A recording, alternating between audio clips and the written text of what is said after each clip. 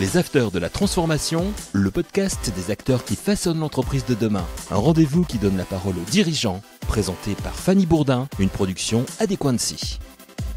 Bonjour à toutes et à tous. Dans ce nouvel épisode des Afters de la Transformation, nous avons l'immense chance de recevoir un athlète / entrepreneur, Enoch Effa. Bonjour. Bonjour. Enoch, tu es triple champion du monde de boxe française, également fondateur du groupe Nokefa, qui propose du coaching sur mesure destiné aux leaders d'entreprise. Enoch, tu t'es retiré des rings depuis un petit moment déjà. Tu diriges des salles de sport, tu dirigeais des salles de sport et tu donnes des conférences en entreprise et je crois même que tu as pour projet d'ouvrir une école d'entrepreneuriat par le sport. Déjà, d'où vient toute cette volonté? Comment tu arrives à passer de l'idée au concret? Alors tout simplement parce que dès le départ, pour moi, le sport, ça servait à entreprendre ma vie. J'ai jamais été passionné ni de boxe ni de sport en tant que tel. Donc pour moi, c'était un outil pour entreprendre ma vie, pour devenir meilleur. J'avais un peu comme référence des mangas japonais, Dragon Ball Z, avec un personnage qui m'intriguait beaucoup. Il cherchait juste à être meilleur et à servir au monde.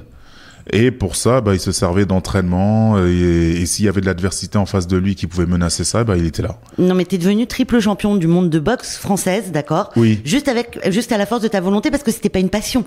Non, c'était pas du tout une passion. C'était juste parce qu'il fallait que je trouve un moyen de m'améliorer, de changer ma situation sociale.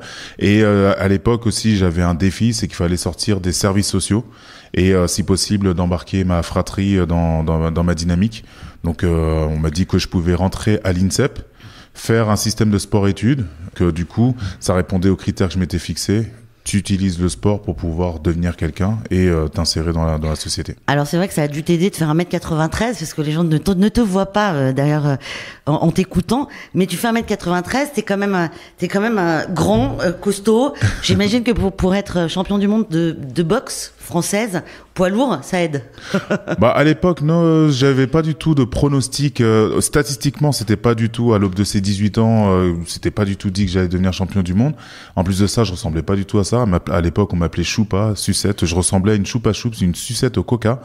Et les pronostics des coachs que je rencontrais, c'était que il fallait pas que je fasse ce sport-là, surtout pas pour devenir champion du monde. Mais alors, ça a dû être hyper dur de rester convaincu que tu pouvais y arriver justement avec des preuves qui te disaient, avec des preuves des coachs qui te disaient, non mais il fera jamais rien dans ce sport, quoi.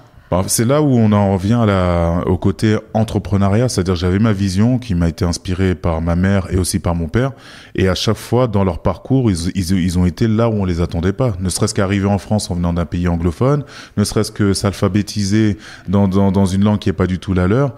Donc ça a été vraiment le parcours dans lequel j'ai baigné de manière indirecte. Donc du coup, ça a pas dû être facile, mais c'était pas la facilité qu'on cherchait. J'imagine que tu étais en entraînement tous les jours, que tu devais faire au moins entre 5 et 8 heures de sport par jour.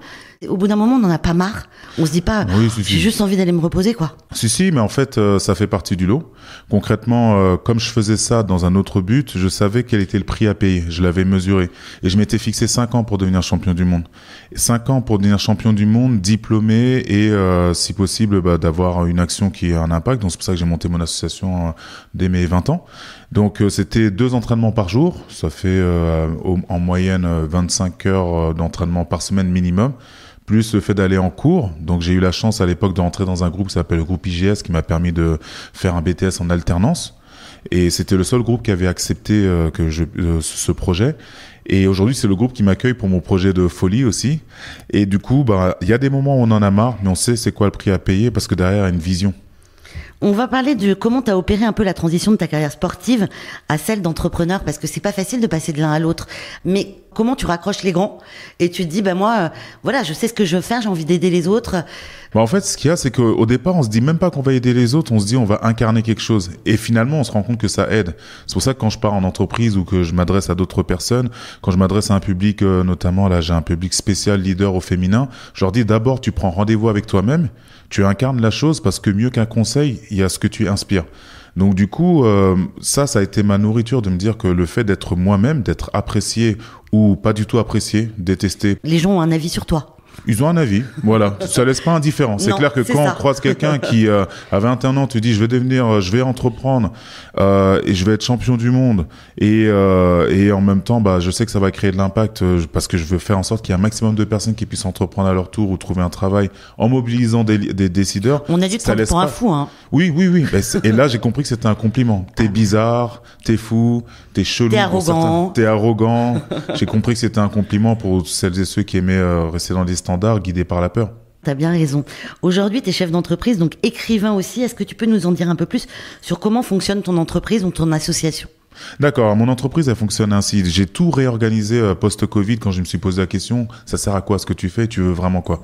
Donc j'ai décidé de rejoindre un groupe qui me permet de faire limite de l'intrapreneuriat, qui s'appelle encore le groupe IGS 20 ans après, et qui me permet aujourd'hui de développer en fait la partie centre de formation avec pour ambition d'ouvrir des campus post-bac, mais à partir de l'Afrique, avec une touche française. Donc ça c'est top. Et en parallèle à ça, du coup j'interviens dans des entreprises pour aller chercher des leaders à impact. Donc des personnes qui me disent voilà, la performance on connaît, mais on voudrait rajouter la touche sens pour avoir de l'impact. Et quand j'interviens auprès d'eux, c'est sous forme de conférences ou de formations, et du coup qui se terminent par vraiment des plans d'action concrets. Et des fois on monte même des programmes sous forme de learning expedition où j'utilise des parallèles entre le ring de boxe et le ring de l'entreprise. Et après, ces personnes-là, j'en identifie parmi elles. J'ai deux programmes par an où on va chercher des 18-30 ans qui cherchent à monter leur boîte en 6 mois ou 1 an, et on se monte un groupe. Et du coup, on a des leaders à impact qui rencontrent des jeunes de 18-30 ans issus de toutes les France, et on célèbre au bout de 6 mois ou au bout d'1 an des personnes qui ont monté leur boîte ou qui ont trouvé une formation. Combien de personnes aujourd'hui t'as aidé justement à monter des entreprises ? J'ai commencé à compter à partir de 2014. C'est déjà pas mal. Alors j'ai commencé en 2007-2008, mais je comptais pas, je faisais vraiment ça parce que j'aimais. Mais bien sûr. Je pense qu'on doit être au moins à 500 minimum. Ouais, c'est énorme. Parce que j'ai compté les groupes. Et ça doit t'apporter énormément parce que j'imagine que tu as des retours d'expérience de ces personnes-là qui reviennent vers toi en te disant merci de nous avoir aidés. En fait, ce qu'il y a, c'est que c'est souvent assez ingrat et ça vient souvent à retardement. C'est pour ça qu'il faut vraiment le faire avec une intention autre que la performance ou du résultat ou du chiffre. Ou aider les autres. Enfin, c'est vraiment pour aider les autres et c'est vraiment, faut sortir de soi. C'est pas, on le fait pas que pour soi. On le fait pas que pour soi. Mais par contre, il faut le faire par soi. C'est-à-dire que faut pas se mentir à soi-même. Et moi, je suis pas l'abbé Pierre, je suis pas aussi noble que lui. C'est limite égoïste. Moi, je fais partie de ces personnes qui se posent la question pas comment bien vivre, mais comment bien mourir. J'ai eu la chance d'être rappelé dans mon parcours de vie sur le fait que tout peut s'arrêter à n'importe quel moment. Et j'aimerais, entre guillemets, mourir en me disant que j'ai contribué à quelque chose. Donc, c'est très égoïste au départ. Maintenant, c'est égoïste, mais maintenant, j'ai un malin plaisir à voir les gens se révéler, se relever et voir des potentiels se révéler à la française. Parce que avant, en tout cas, dans ma tranche d'âge dans laquelle j'étais, le rêve était associé à américain. Et quand tu parcours la France avec un sport comme la savate boxe française, tu découvres que tu as un merveilleux pays et que tu peux aussi rêver à la française. Mais pas la France issue des quartiers, issue aussi de zones rurales, de zones aussi privilégiées, parce que aujourd'hui, la quête de sens, c'est quelque chose qui traverse les âges. Qui traverse les âges, qui traverse les régions. On n'est pas obligé d'être parisien pour réussir. On peut venir de n'importe où, en fait. Exactement. Et là, j'ai des parcours, vraiment des illustrations vraiment concrètes. Je parle de gens, exemple, issus de la ville d'Ancenis, du comté d'Ancenis. Je sais pas si... Personne ne sait où c'est. Personne ne sait où c'est.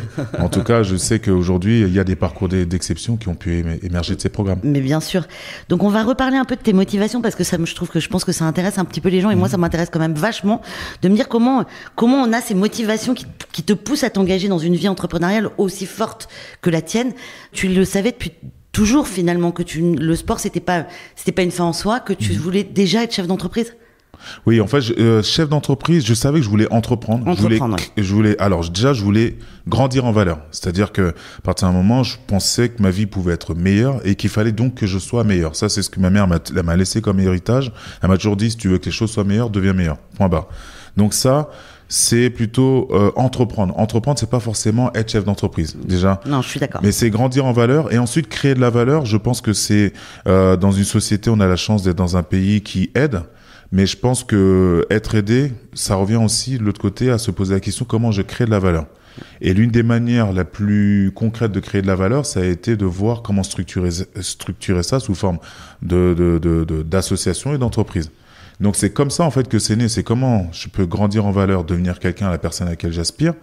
Et ensuite, comment je peux créer de la valeur? Maintenant, créer de la valeur, pourquoi? Si c'est juste de la performance, pour l'avoir vécu en sport, et je peux vous le dire, c'est déprimant, voire frustrant de se retrouver avec son trophée, sa ceinture, et se dire, and so what? Ça doit être horrible. C'est super horrible, et c'est pour ça que les athlètes de haut niveau ont ce sujet-là, et qui est le même sujet que de beaucoup de dirigeants d'entreprise ou de décideurs, de se dire, ok, on a performé, à part me demander encore une autre performance, and so what? Et c'est pour ça que je me suis demandé, en gros, à quoi ça peut servir. Et quand on voit qu'il y a des répercussions à travers la transmission, qui vont au-delà du fait d'avoir peur de perdre. Parce que quand vous êtes dans le partage de richesse, vous avez peur de perdre. Mais quand vous êtes dans le partage de savoir et dans le partage de ce que vous êtes, ça peut que se décupler. Et ben là, vous commencez à rentrer dans un cercle, entre guillemets, qualifié de vertueux, et t'es que dans ce schéma-là. Comment je peux grandir pour faire grandir? On va continuer là-dedans. J'aimerais comprendre quelles sont les compétences que tu as acquises dans le sport qui t'ont permis justement d'entreprendre, d'être ce que tu es aujourd'hui. Alors, je vais le dire en vrac, de manière non préparée. Conventionnelle. Non conventionnelle. C'est déjà de cultiver sa singularité. Je fais partie de cette génération qui ont eu peut-être comme dilemme d'avoir à choisir entre son pays d'origine et le pays dans lequel tu es né. Voilà, moi je suis français d'origine ghanéenne et j'ai compris qu'il n'y avait pas de dilemme entre les deux. C'est comme si j'avais un père. Très bien vivre avec les deux. Avec les deux, voilà. Donc conjuguer sa singularité, c'est ce qui m'a permis de me dire, comment je fais pour sortir du lot sur un ring, pour devenir champion. Et à l'époque, je rigolais, je disais, je voulais être un champion beau gosse. Je n'aurais pas le nez à côté de l'oreille. Je voudrais qu'à la fin de ma carrière, on se dise pas, ça se voit qu'il a fait de la boxe. Mais ça se voit pas. Merci beaucoup. Donc, c'était ça, cultiver sa singularité, de trouver un moyen d'agir par rapport à ses besoins et pas par rapport à ses envies, de se dire, je suis capable de pas céder juste à mes addictions, parce que j'en avais. Et ça m'a bien forgé, de me dire que si le contexte était challengeant, la seule chose qui est permanente aujourd'hui, c'est le changement. Donc, ça veut dire que je suis en train d'avancer. Donc, de s'adapter au changement comme une opportunité de me révéler. Quoi d'autre encore? Juste d'apprendre à respirer, d'être là. Parce que sur un round de boxe, tu comptes pas tes secondes. Tu fais en sorte que chaque seconde compte. Et ça, quand tu l'adaptes au ring de l'entreprise, c'est un peu la même chose. Voilà, finalement. dans le ring de l'entreprise, c'est pareil. Je suis en réunion, mon portable est retourné, je suis là.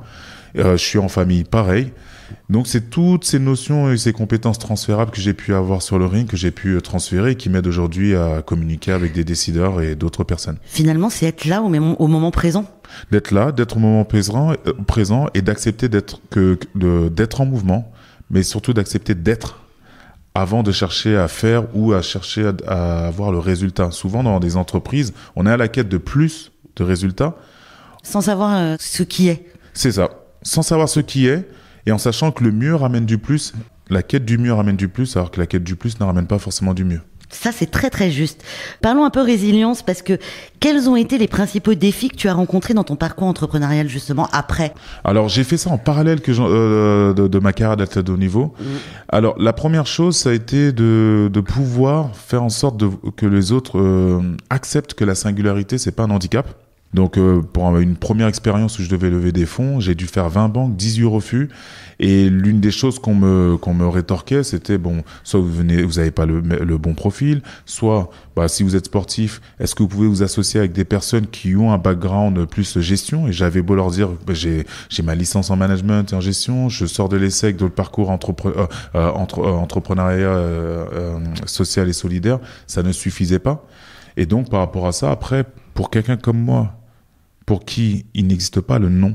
Quand tu as une vision, il n'y a pas de non, il n'y a que des challenges. Je revenais toujours en me disant, mais qu'est-ce que j'aurais pu faire pour que ce soit un oui? Et je comprenais en fait qu'il fallait que j'améliore peut-être la présentation de mon business plan, la manière de pitcher. Ouais, mais c'est hyper démotivant, quelque part. Comment tu tiens le coup?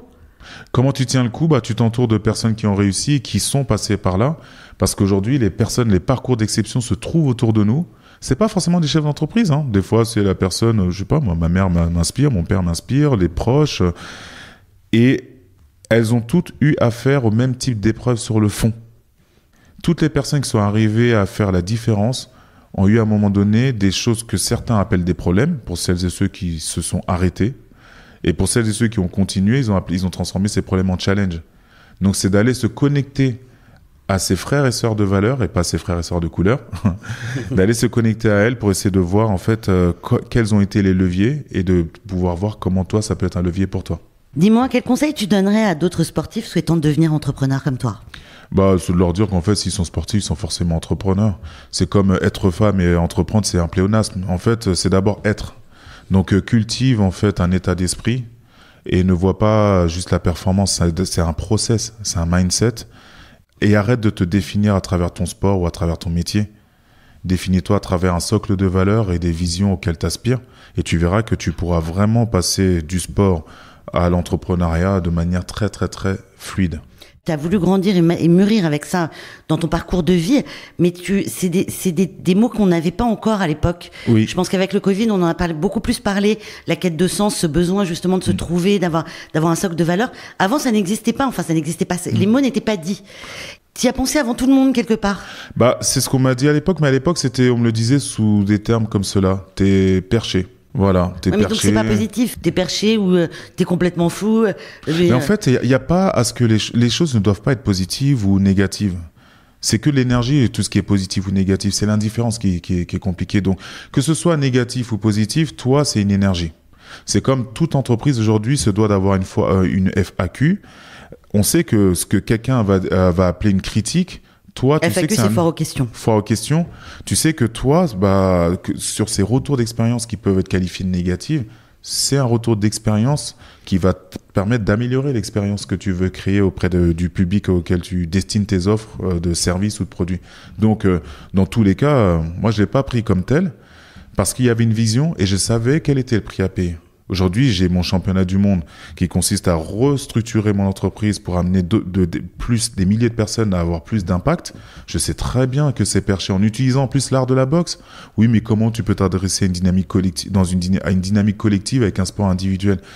Alors, tu dois expliquer que dans chaque entreprise, chaque maillon est important. Il faut que chaque maillon soit fort pour justement coexister. Pour coexister. Donc, le chemin qu'il y a entre le collectif, l'individuel et l'individuel collectif, c'est exactement le même. À partir d'un moment, ça doit être chapeauté par une vision et comment tu fais adhérer chaque individu. Donc, je suis encore à ce stade-là dans mon nouveau championnat. Ce que je trouve dingue, c'est que ça paraît très simple quand tu le dis, ça paraît évident que les gens n'aient pas pris cette conscience, n'aient pas cette conscience avant, en fait. C'est comme tout, hein. C'est comme tout, en fait. Je pense que la chose la plus complexe, c'est de faire des choses simples. Aujourd'hui, des fois, on se fait des nœuds. C'est comme quand tu passes tes concours pour devenir prof de PS, au lieu de dire ballon, on te dit objet circonférentiel rebondissant. Circulaire, ouais. Je sais plus ce qu'on dit pour te dire un ballon, quoi. Donc, des fois, ça fait du bien à l'ego de dire ça, de dire voilà, très cher, t'as des courbatures. Ah oui, t'as de l'acide lactique. Bon, t'as des courbatures. Donc moi, aujourd'hui, c'est de pouvoir... Apprends un chat, quoi. Voilà. Et ça a été mon métier, ça a été ma passion, de se dire, mais comment on simplifie ces choses-là? Et on se rend compte qu'aujourd'hui, on a besoin de simplicité, de revenir à l'essentiel.